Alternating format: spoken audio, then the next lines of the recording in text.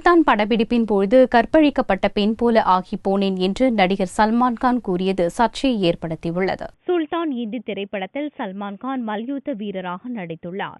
மல்யுத்தம் செய்வது போன்ற காட்சிகளுக்காக நடந்த படப்பிடிப்பு பற்றி இணையதளம் ஒன்றிற்கு சல்மான்கான் பேட்டியளித்தார். ஷூட்டிங்கின் போது தன்னை சக வீரர் பலமுறை தூக்கி தரையில் வீசியதாகவும், அதனால் மல்யுத்த காட்சிகளில் நடித்தபோது படாத பாடுபட்டேன் என்றார். அதேபோல 120 கிலோ கொண்ட சக நடிகரை 10 முறை 10 வெவ்வேறு ஆங்கிள்களில் தூக்க வேண்டிய நிலை ஏற்பட்டதாக கூறிய சல்மான், உண்மையான மல்யுத்த போட்டியில் கூட இதுபோல திரும்ப திரும்ப பல ஆங்கிள்களில் தூக்க வேண்டியிருக்காது என்று வேடிக்கையுடன் தெரிவித்தார். ஷூட்டிங் முடிந்து மல்யுத்த களத்தை விட்டு இறங்கும் பொழுது நேராக நடக்கக்கூட முடியாத நிலையில் இருந்ததாக கூறிய சல்மான், மொத்தத்தில் கற்பழிக்கப்பட்ட பெண்ணை போன்ற உணர்வு தனக்கு ஏற்பட்டதாக கூறினார். சல்மானின் இந்த கருத்து பெண்களை இழிவுபடுத்தும் வகையில் அமைந்துள்ளதாக பெண்ணுரிமை ஆர்வலர்கள் கடும் கண்டனம் தெரிவித்தனர். அவர் பகிரங்க மன்னிப்பு கேட்க வேண்டும் எனவும் கோரிக்கை எழுந்துள்ளது.